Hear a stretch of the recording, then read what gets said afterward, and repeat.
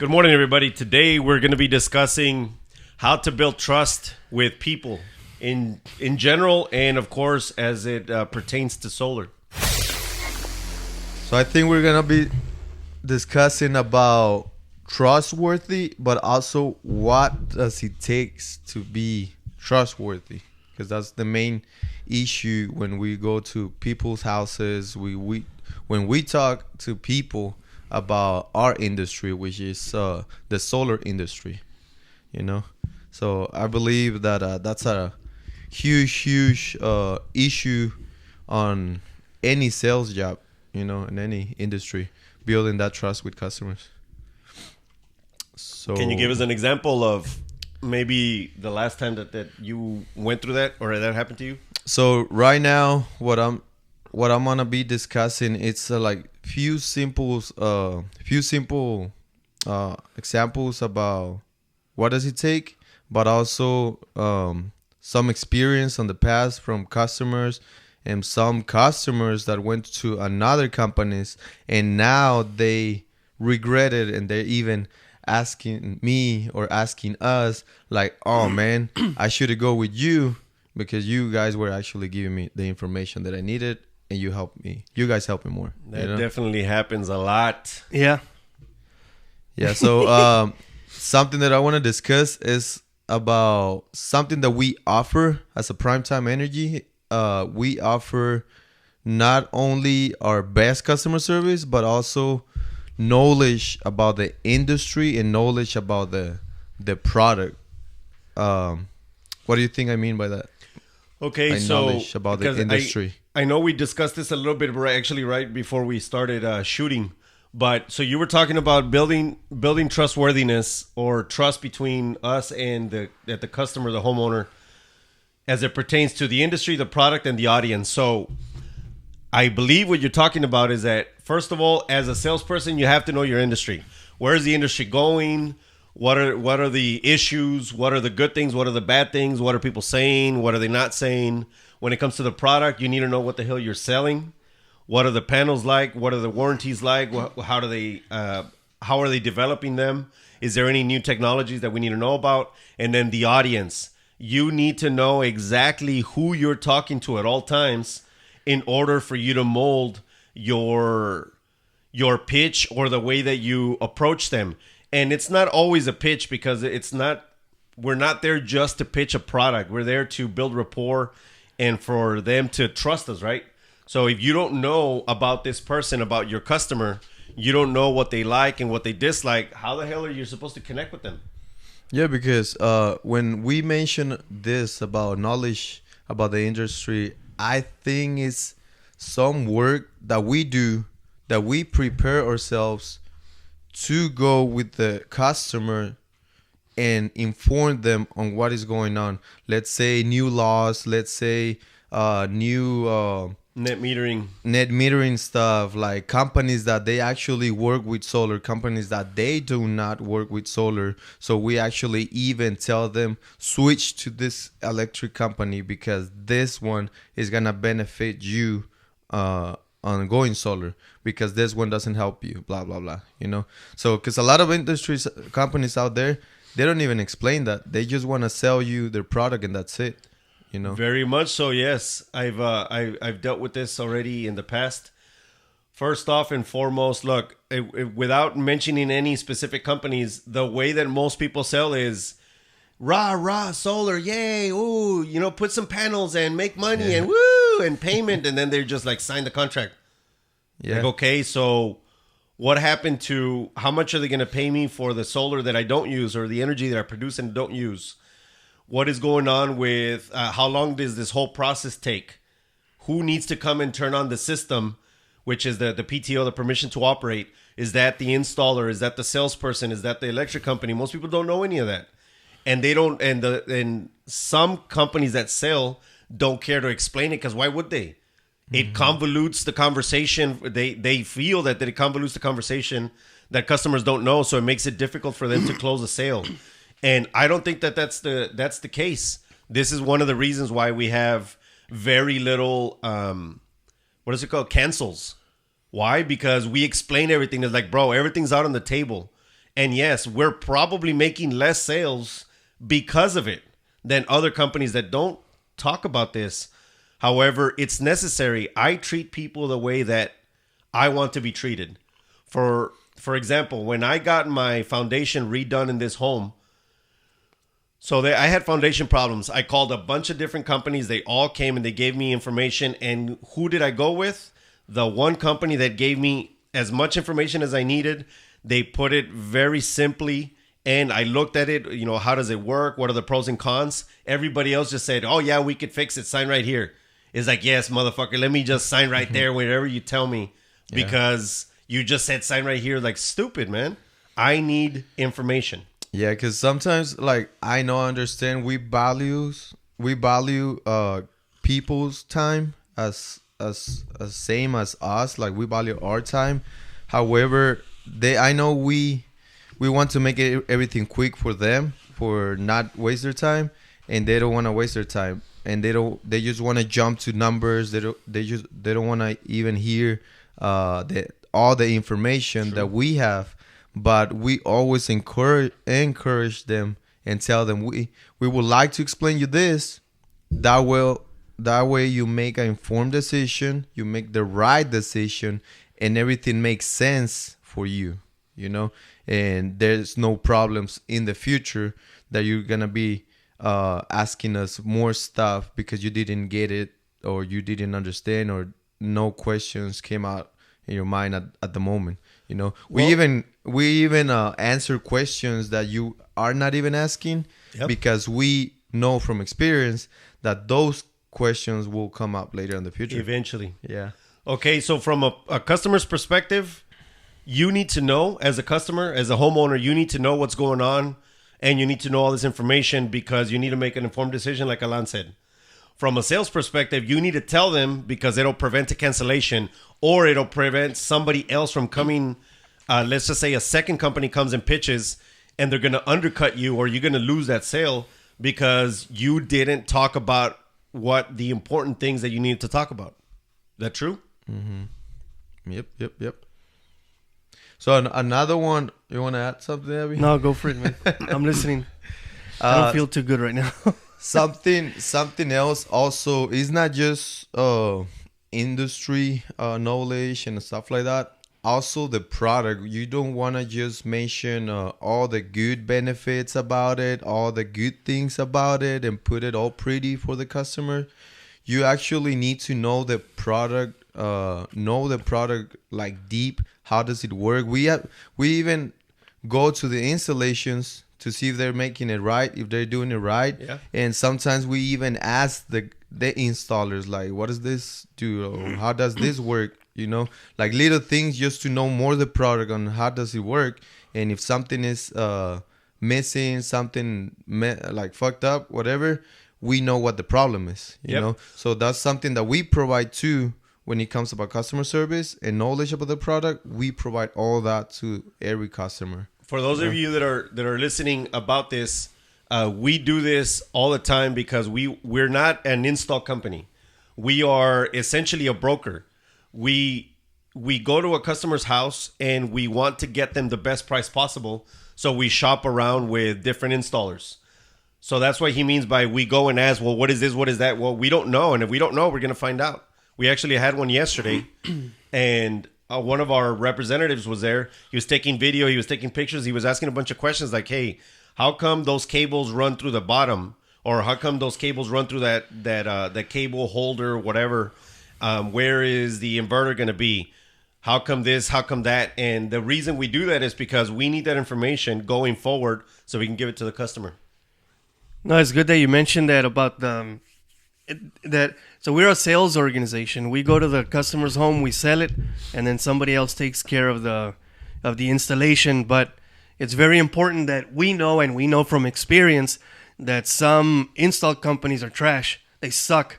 They're going to take a long ass time to do X, Y, Z, and some companies are very good at A, B, C. So we understand, depending on the customer's needs, what install company we have to get to make their goals, their solar goals, or to meet their solar goals.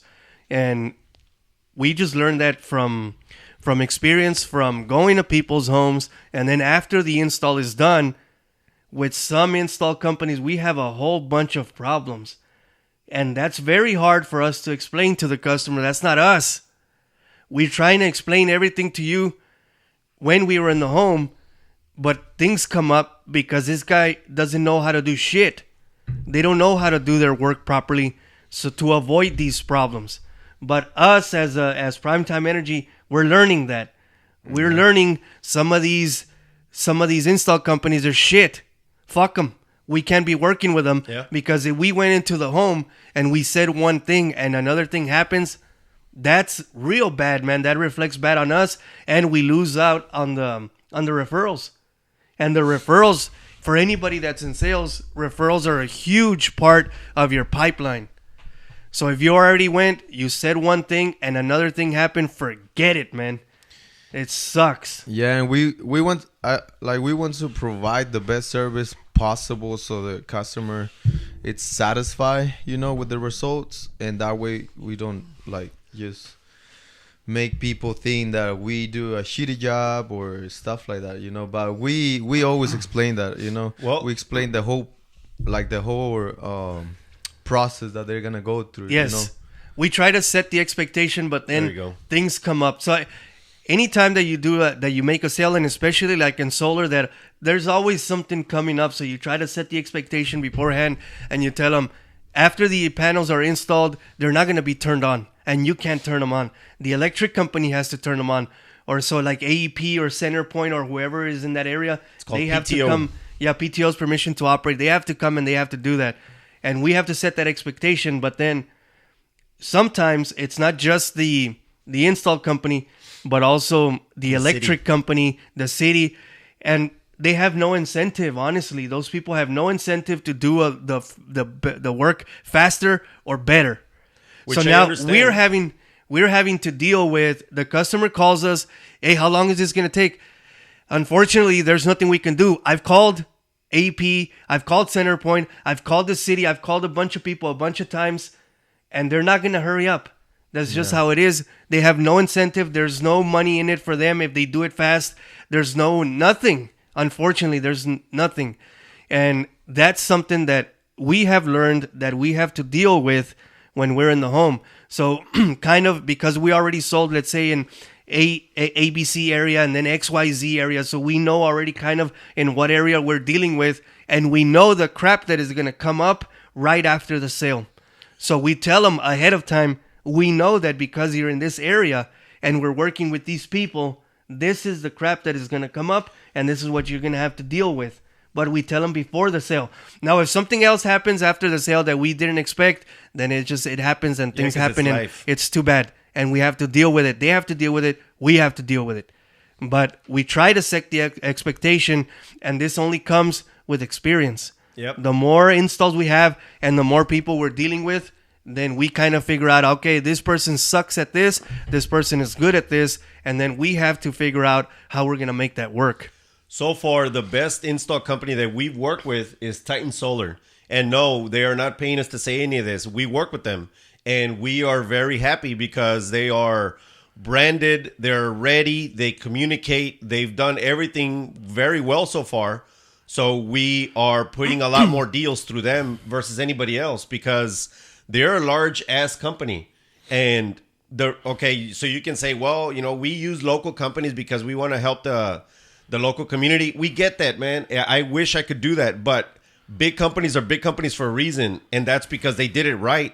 So they got really big because they kept on putting deals in because they have great service or they have a great product or they have a great way of doing things. So therefore, we want to partner with them so that it takes away as many problems as possible for the homeowner and for us. And it's like, okay, so we come up with problems all the time. So going back to building trust with the customer, we were talking about the installer and they don't know what they're doing. Okay, this is why we vet companies as best as we can, but you can only vet them so much. The only way to really know is by doing an actual install and see it from A to Z. That will show you who they really are. We're dealing with a sale that's been going on for 9 months. That is ridiculous, man. That is a long time. But it's almost done, and we're almost 100% ready to go with that customer. So what's going to happen now? That install company is no longer going to be working with Primetime Energy, or vice versa, actually. We are not going to be working with them because they suck. And that's what they earned that. Yeah, and when he says that we're dealing with a sale for 9 months, it doesn't mean that we've been working the sale for 9 months. The sale's done. Oh, yeah. The sale's done. Everything was done properly. And now the install company has to do their job, and they're taking the longest time in the world, man. And that pisses me off. One thing that you mentioned with Titan is that if we're going to build trust with anybody, you have to have good communication. And that was one of the biggest things that was missing with a lot of the install companies. So far. No communication at all. What are you doing, bro? Do you not understand? Like, it doesn't fit in their head. If the customer has a bunch of questions, they come to us, and we're not going to be just, we'll talk to the install company. No, you're going to call us, and we're going to try to get you a solution to that. But when you're working with people that I know they see our texts, I know that, and they wipe their ass with them pretty much. You may as well have just told them, hey, can you please not answer any of my texts or my emails? Thanks, man. You may as well have just told them that. So you're trying to do the best for the customer, and then I'm having to tell the customer, hey, look, man, I contacted them and this date. I asked them this and this, and I show them screenshots. Look, this is what's going on. They don't respond. They don't respond, man, and I'm trying my best. And I know what they're going to say. Well, you shouldn't have been doing business with them. Yeah. Well, we know now.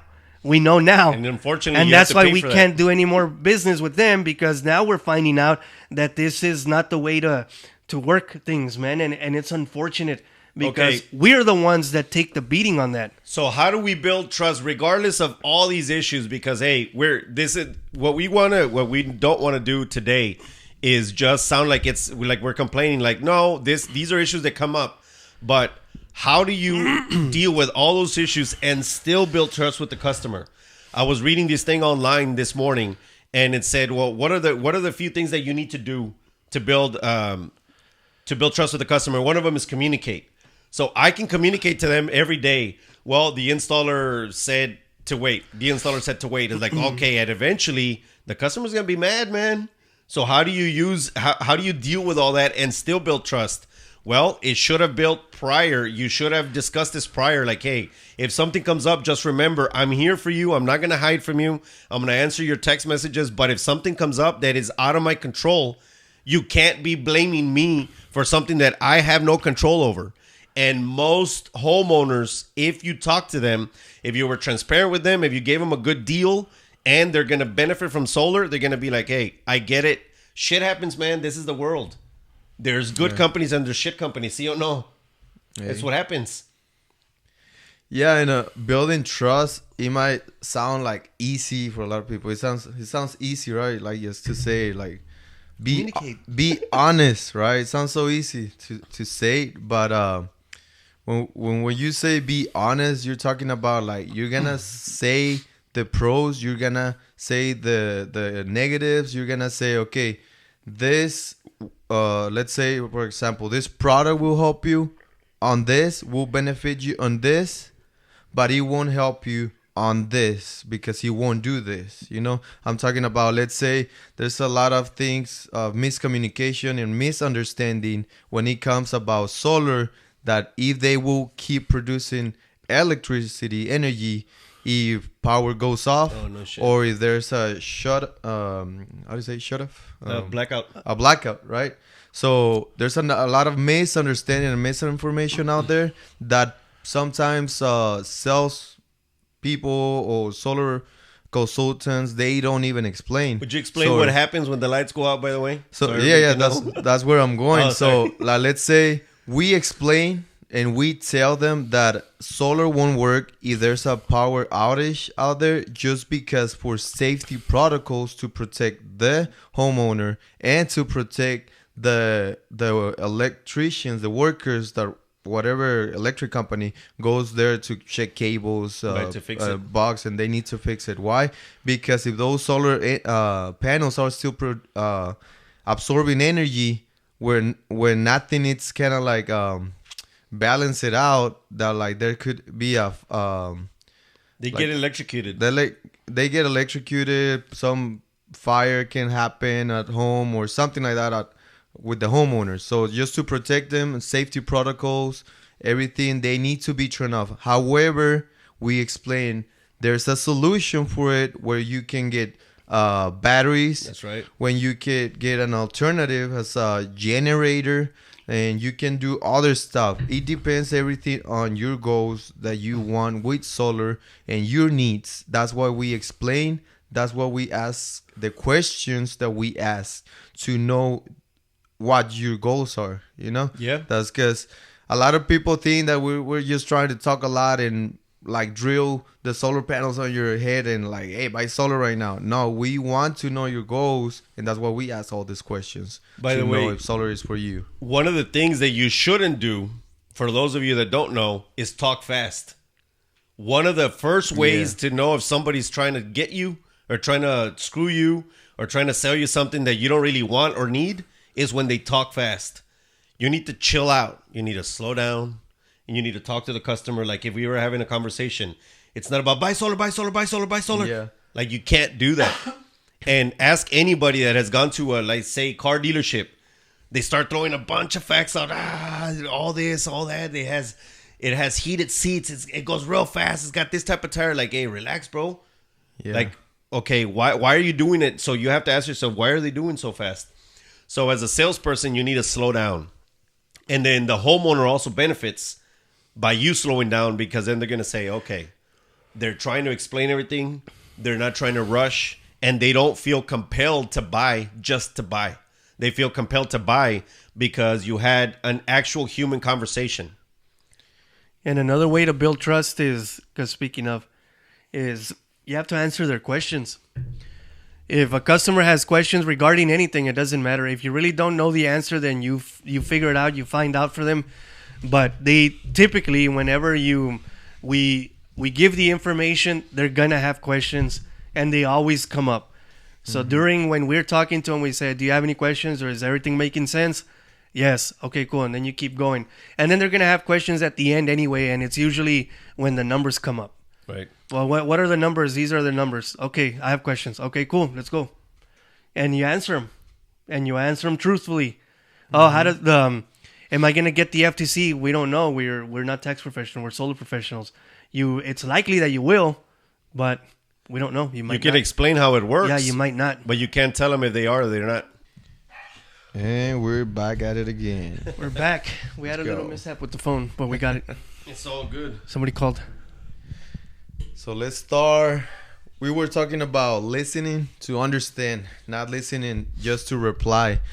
I know a lot of us, sometimes we kind of like are smart, some of us are not, or whatever.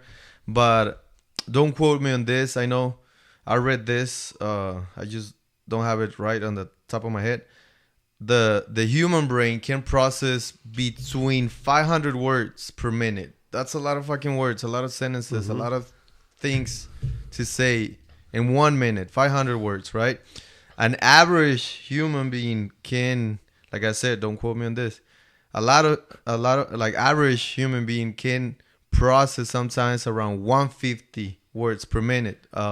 So when we're talking to someone, when we are listening, we value people's time. We know sometimes when someone is talking and you think that you already know everything, you on your mind, you're just like, okay, I know, hurry up, let's go. You just want to skip things, right? You just want to skip the information. You just give like hints to the other person to hurry the hell up. I want to finish this conversation. However, like you really need to slow down, like Damon was mentioning. You need to slow down a little bit. You need to talk loud and clear for the other person to understand you, and let them know what they are getting into it. I think this is one of the biggest problems with salespeople is that they are there specifically only for a sale.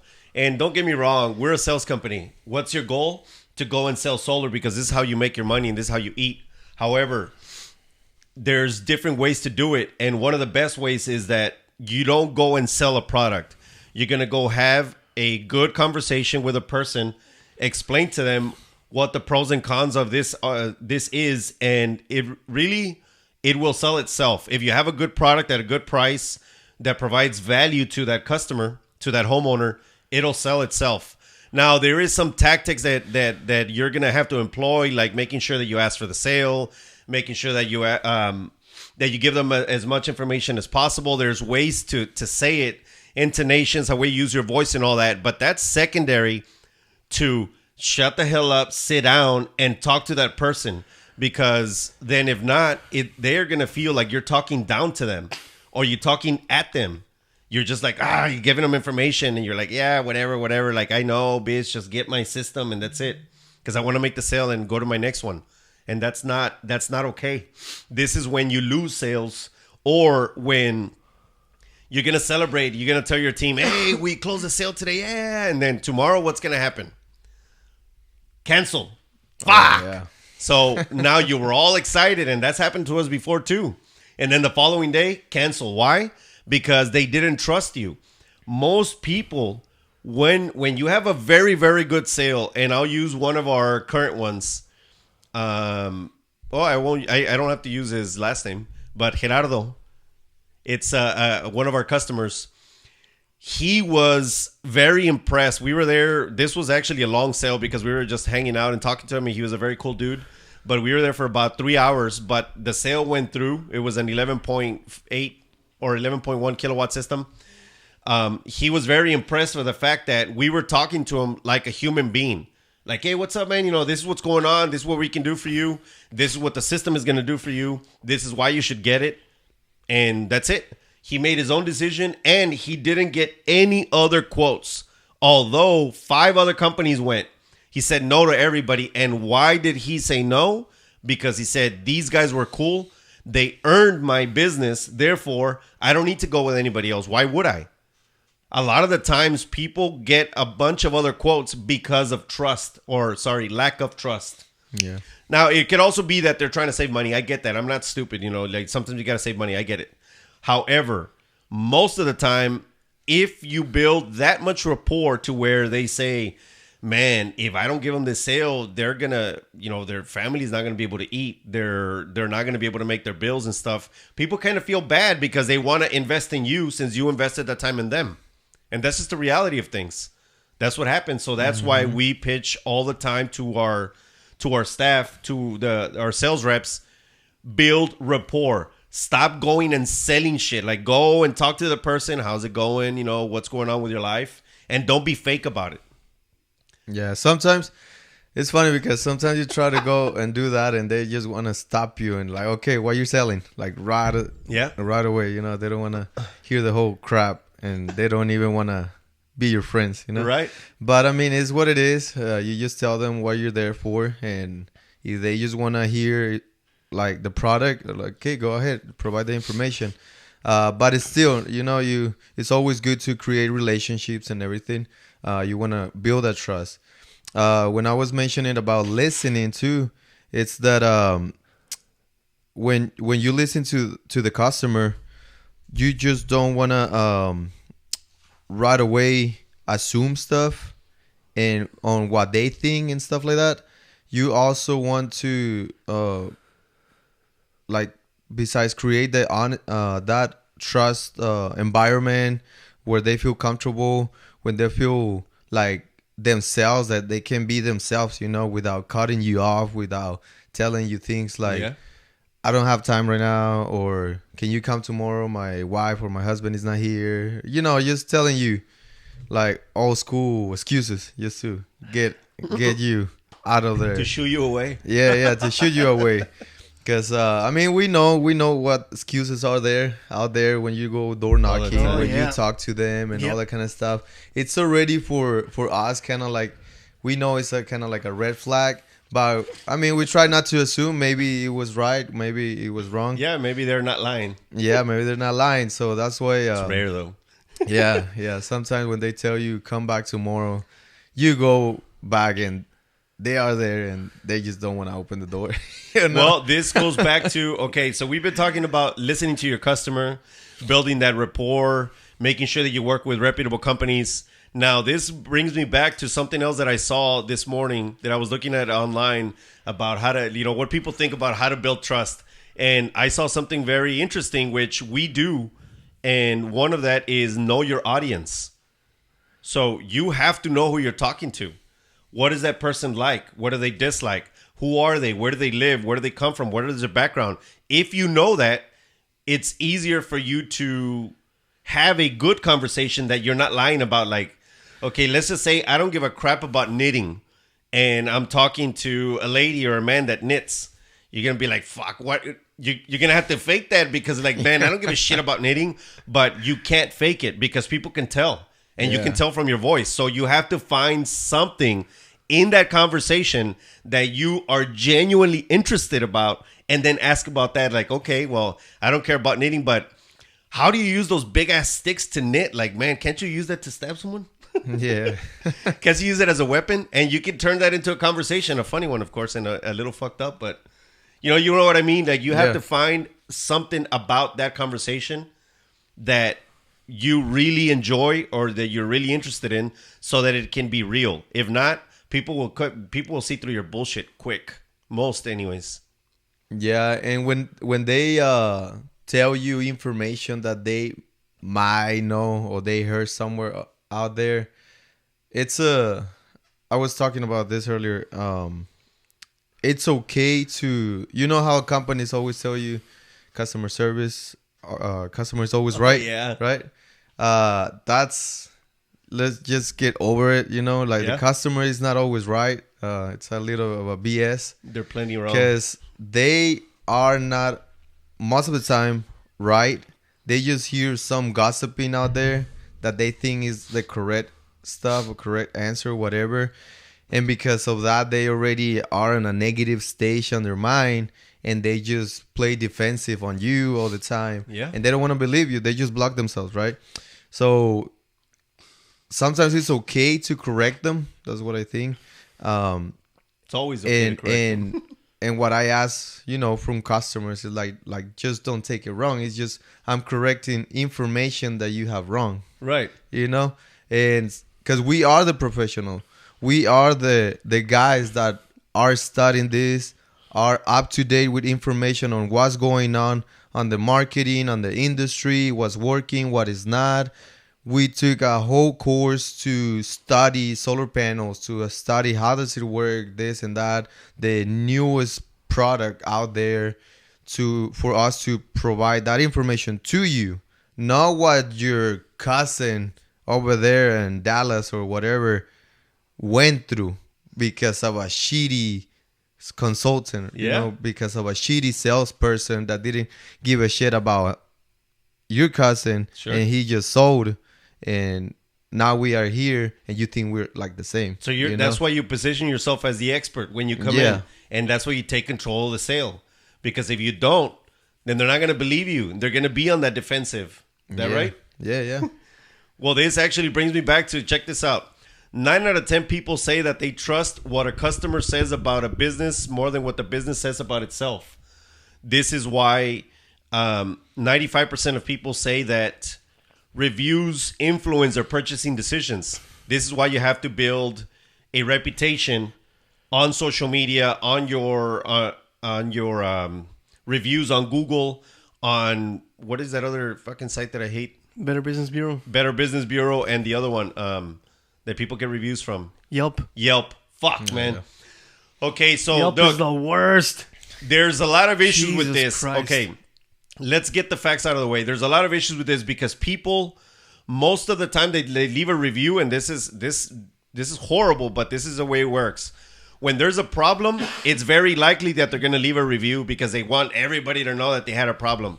But when everything is good, they don't leave a review because they're like, oh, everything was good, which is unfortunate because then now you're looking at reviews and you're like, fuck, man, why are they all negative? Then this company must suck.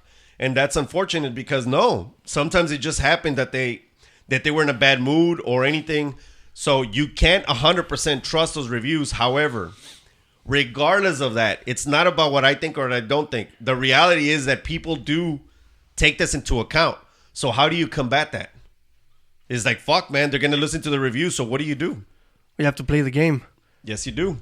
So you have to ask for the reviews. After you've done a good job, you go back and you say, can we get a review? Because this is, obviously people are looking at them. They're paying attention to whatever's online and they're going to base it on that. Then you have to do it. And it's unfortunate because when I shop, I don't give a damn about the reviews. Me neither. Because there's a bunch of dumbass people writing the stupidest shit on there. Oh, they just dumb things that there's no reason for anybody to have a 1-star review on things. Because when you actually read the review, a lot of them don't make any damn sense. It's just stupid ass people that have access to the internet and they want to ruin somebody's business. Ignorance usually. And especially with the small businesses, a few bad reviews that can really screw you up, man. Yep, we've been through that. It sucks. Yeah. And it sucks. So the way you do it is when you did do a good job, and hopefully it's all the time or whenever possible, you go back and you tell them, hey, can you leave a good review? Because people are looking at these things and we wanna stand out. So outside of building trust, let me just do a PSA. For those of you that do reviews online, think about if you're an employee somewhere, if you work a 9 to 5, then a lot of this is not going to make sense. But those of you that own businesses, that own small businesses, those of you that are working hard with a 100% commission job or have a business that needs those reviews in order to grow, like, don't be all fucked up. If you're going to leave a bad review, it needs to be justified. You need to really think, what is this review going to do for that business? And if that business deserved it because they were like the worst ever, they were just bad to you, they were trying to do a bad job, then at that point, I get it. But just be careful with leaving reviews. This is what I think about bad reviews. If you're going to leave a bad... First of all, I don't leave reviews. I don't give a damn. I've left reviews, but good reviews in the past. And when I have a bad review, I deal with it. I don't leave bad reviews. I deal with it directly with the person. Yep. With the company. And that's what I would like for people to do instead of... honestly, it's cowardice. You're being a coward.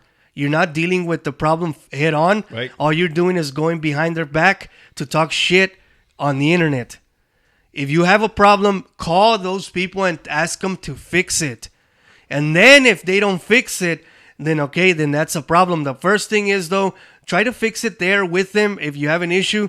And then the second thing, now I understand, if they refuse to fix the problem, then you can, but also you have to have proof of these kinds of things. You can't just go on there and and then just, I felt this, I feel that. Wait, give us a second. We tried to fix it with you, and you're unwilling to listen to anybody's information. You're unwilling to do anything. So honestly, that review is shit.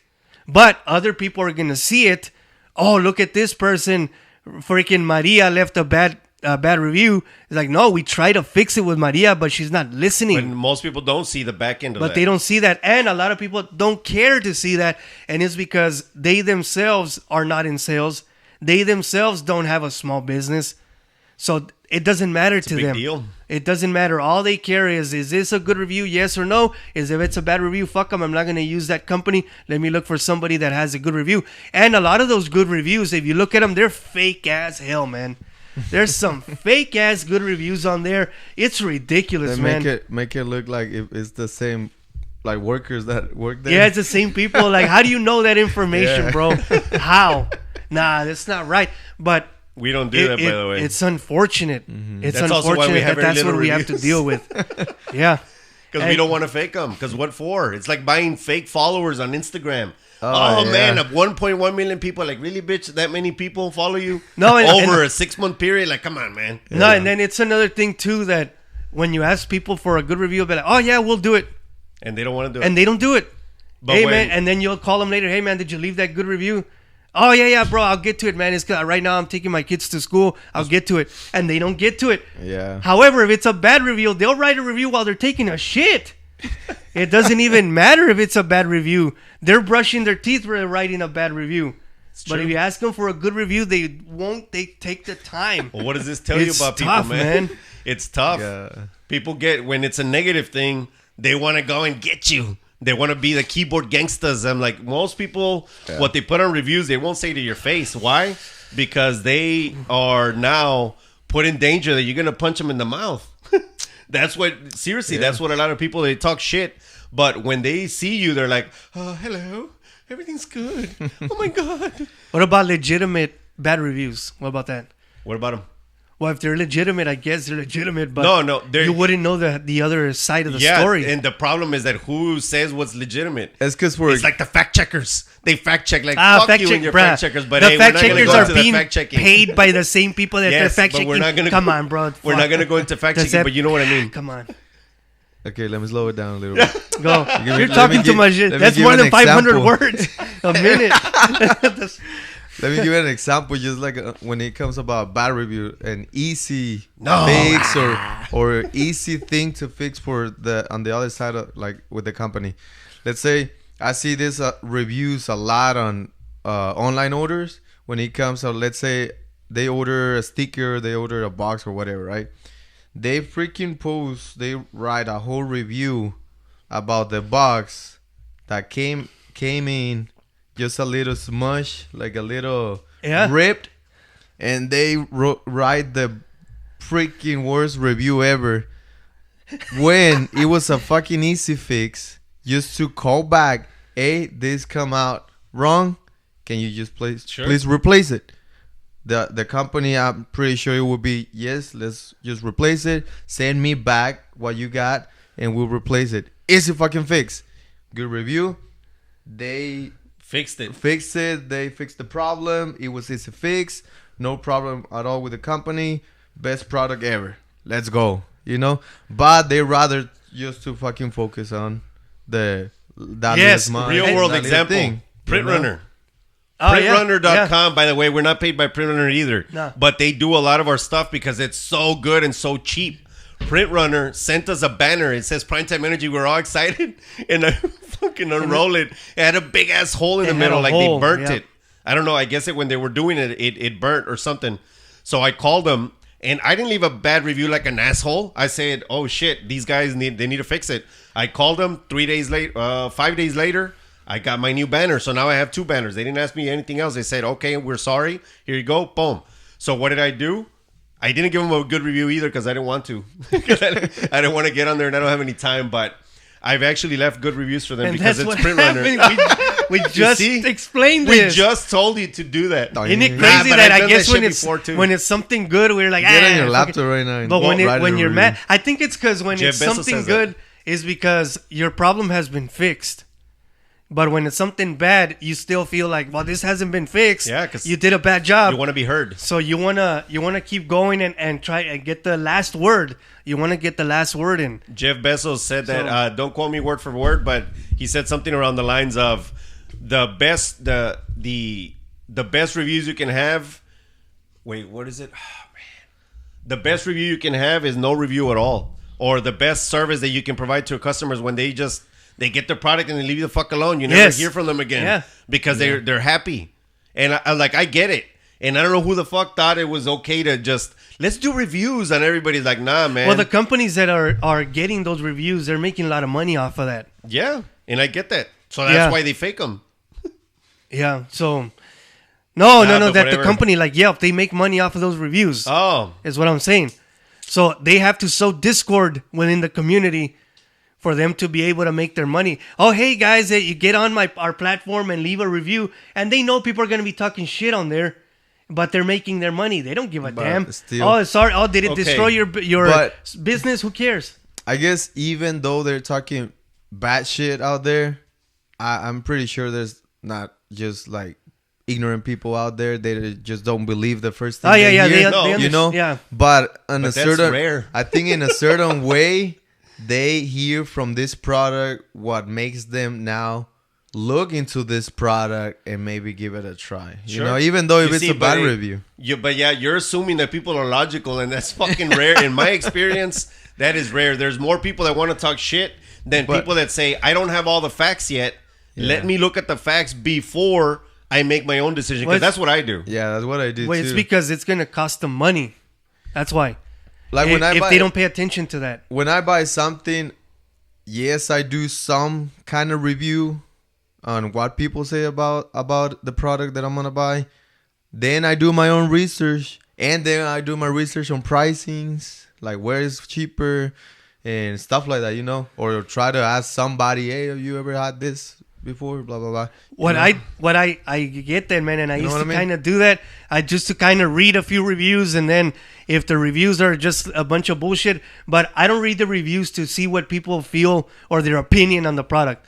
I read reviews to see pictures of the Yeah, product. they broke. Oh yeah. I want to see how it works, because sometimes I have questions on the product that So do I. it wasn't explained on the description.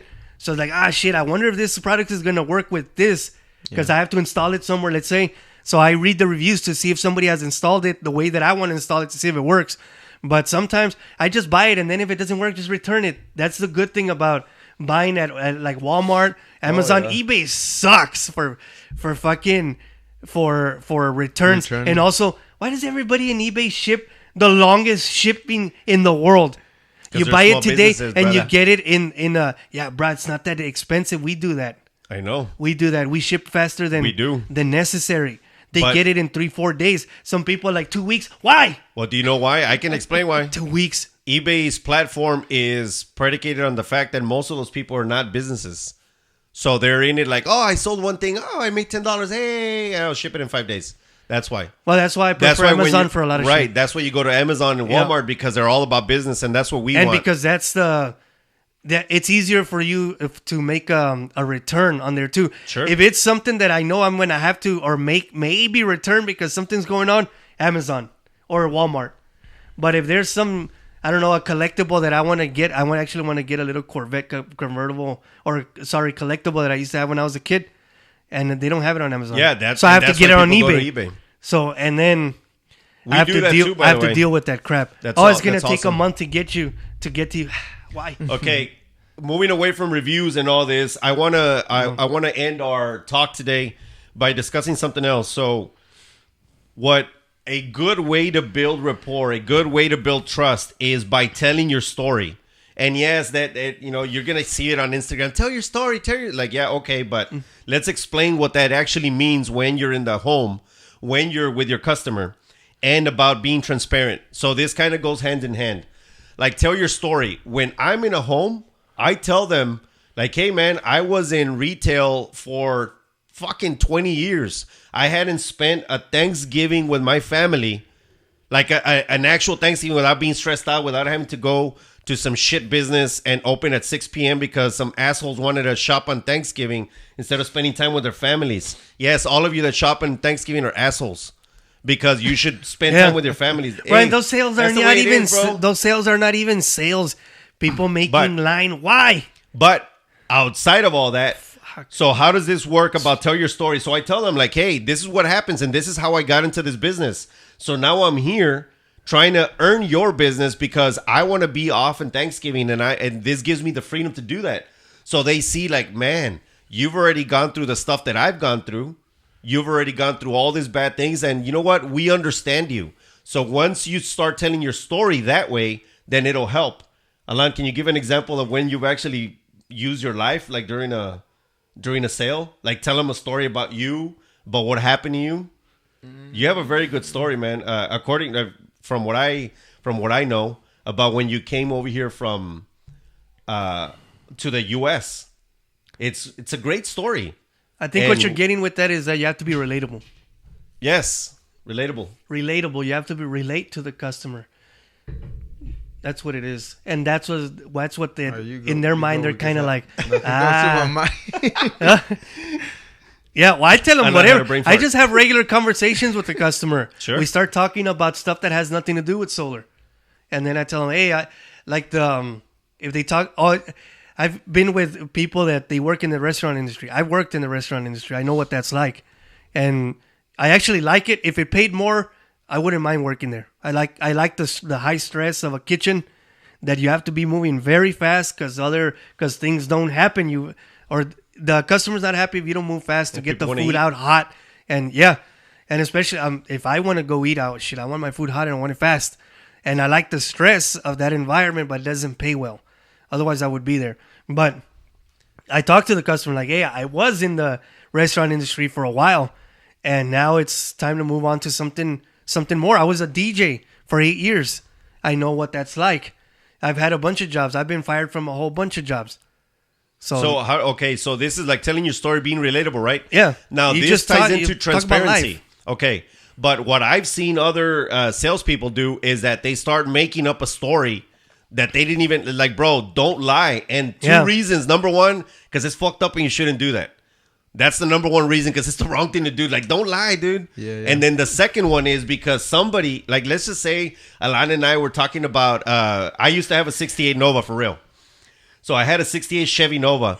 And if you're talking to him and then Alan's like, oh, shit, I actually have one. And if you didn't have one, they're going to start asking you questions about the engine, about the seats. And you're going to like, oh. And bro, really quickly, a smart person or somebody that knows, they will know that you're talking shit. And then you know what the fuck, that you don't know what you're talking about. And that is the end of your sale right there. Because you did it to yourself for being a fucking liar. This is why you need to find something that you can relate to them about, that you actually care about.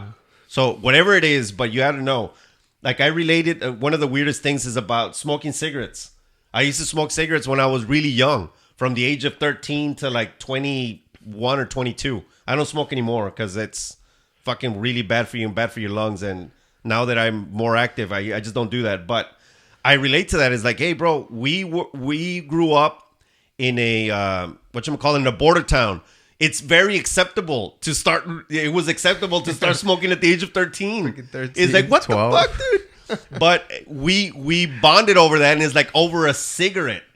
And then that turned into a different conversation. And then they had a cigarette too. Well, that's why we bonded, because they're like, hey, you want a cigarette? I'm like, nah, I don't smoke anymore. Nah. But then I told them I used to. But if you go solar, I'll smoke one with you. I'll smoke one with you. Easy, bro. And then I just throw that shit away and I won't smoke anymore. No, but you know what I mean, right? Yeah. You gotta be transparent. You can't That's another thing, when they offer you food and stuff, take it. Yeah, we have been on situations where unless they're sketchy as fuck. They offer they're usually good. They offer us even like drinks or beer. I mean, we do our own beers. You know, how do you say, the tapas? Yeah. Like, you open it. Yeah, you open it. Yeah, you open your own beer just to play safe, right? Tapas is in Spanish, by the way.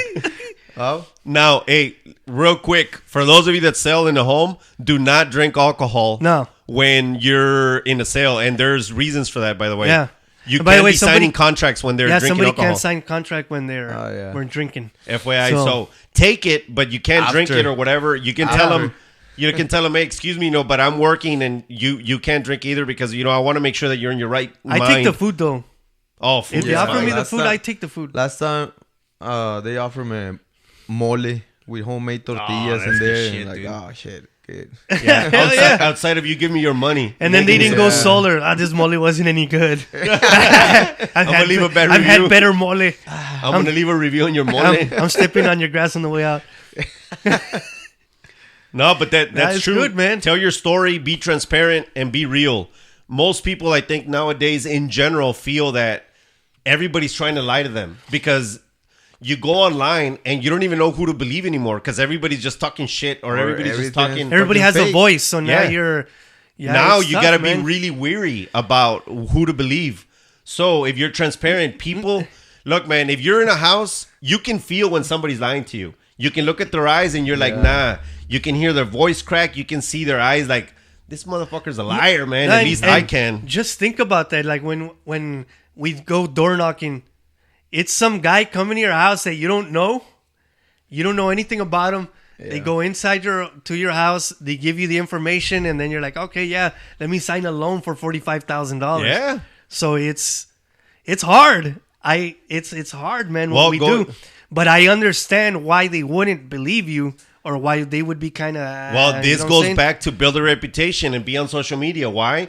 Because then they're going to be like, who the fuck are you? Who do you work with? Primetime Energy? Okay, primetimeenergy.net. By the way, you guys can go there. primetimeenergy.net. You go to Facebook, you go to Instagram. It's like, we're not hiding. We're not. Yeah. Because somebody that wants to screw you is not going to, it's going to hide, because if not, the FBI is going to come after you. The cops are going to come after you. No, and then another thing too, by the way, speaking of, how would you know that any other company won't screw you? True. Yeah. There's really no way of knowing that. Until you go through it. Until you go through it, and then process. They screw you, and they're like, oh, crap. And for us that we go door knocking out there, which is rare nowadays with Yeah. all this virtually door knocking, which is just ads and all that kind of stuff. Us that we still go personally face to face door knocking, I think thinking out of the box, because a lot of people out there exactly like they don't want to open the door. They just play that game of like shut your mouth, like don't talk, here. don't make any noise, right? Turn down the volume of the TV, whatever. I mean, think a little bit out of the box. Give us a chance, because we are in front of your door face to face providing information, and we're giving our face, not talking through a phone, which you don't even know where this guy is, or you have no idea of what's going on. The lights went out. That's when They're back though. They're back. No, we're good. And then And so that talks, on my perspective or my opinion, I think that talks a lot. I think that talks a lot when it comes about building trust, you know, 'cause you're be face in to face. front. Yeah, be in front of that person, going to talk to someone about your business and providing information face to face, not from like some person out over there on freaking Michigan, over here in Texas, calling, doing a phone call that you have no idea, nothing about it. And we tell you, we have our installers right here in Buda, and we have been all over Texas, and we do this, we do that, we do that. Like, we give the face, you know. And actually, I think that's another reason, or another thing to use about how to build trust is put a face to the name. and I want to say too that even if you build trust, you did everything right, it might not go well for you. Yeah. So just keep that in mind for everybody that's in sales, especially solar sales, because that's what we do. Even if you did everything with the rapport was good, they invited you to eat, you ate with them, you talked about your family, you did everything, and then they're like, hey, well, we decided we're not going solar, or we decided we're going with another company. Yep. Well, there's Sometimes nothing you you can don't do know. about that, and that sucks, but you did your best. You tried. Yeah, sometimes they might like you, but they don't trust you. So I think that goes like one-on-one all the time. Like, they need to like you and they need to trust you. Because sometimes, okay, his personality is not good, but I trust him. He's being honest, you know, sometimes. But I think those two are super important things when you go to someone's They're house. kind of interlinked. Yeah. They can't just trust you. Like, they have to like you as a person. They're intertwined. Yeah. People do Like that. stupid. people do business with other people. People don't do business with companies. Not really. They do business with another person. So and that's the best way. Yeah, I've been in that situation where they didn't give me the opportunity to me, but they did it to someone that they know, someone related or something like that, you know? Alan, Yeah, last remarks on how to build trust before we get off. How to build trust, Yeah. just be honest, you know, always listen to the other person's feelings, thoughts, goals, whatever they have to say. Always listen, don't ignore, you know, and just be as transparent as possible so they feel comfortable, they feel like secure and safe with you, that you're not going to just fuck them up. That's true. Abraham? Same thing. Talk to them. Be honest. Give them the correct information. Educate the customer. Answer whatever questions they have. And listen. Listen to what they have to say. From my experience, the main way, or what I have done in the last over 20 years that I've been in sales, is you need to be real. That's it. You need to be real. You can't be fake. If you're real and transparent and want to help, believe it or not, like I think we have an inherent way to tell that something is wrong. You give up a certain vibe when you're not being truthful, when you're trying to screw somebody, when there's bad in your heart, whatever that means, you know, to everybody. But if you really want to be evil to someone, if you want to screw them, they are going to feel that. I don't know how this happens. You can say whatever you want about it, but I know for a fact that when somebody's trying to screw me, I can tell them within 5 minutes of talking to you, like, fuck this guy, no. Or this guy's awesome, yes. So just be real, be transparent, and everything will be all right, and you're going to make money. Everybody, thank you very much for joining us today for another podcast. We are going to keep going with this. As always, you can visit us at primetimeenergy.net. You can find us on YouTube. We have a Primetime Energy channel. You can find us on Instagram. You can find us on Facebook. And as always, if you have a referral, if you know that if it's not you, let's just say somebody else that you know that wants to go solar, contact us through info@primetimeenergy.net or contact us however you want, and we will pay you out for referrals. Alan has used this a lot, and we've actually paid quite a bit this year. So if you want to do that, that'd be great. If you want to work with us, send us a message, and then we'll keep going from there. If you have any questions, put them down in the comments, subscribe, and hit the bell so that you can get all the notifications about the new and upcoming episodes. Cool? Peace out, everybody. Bye. Thank you.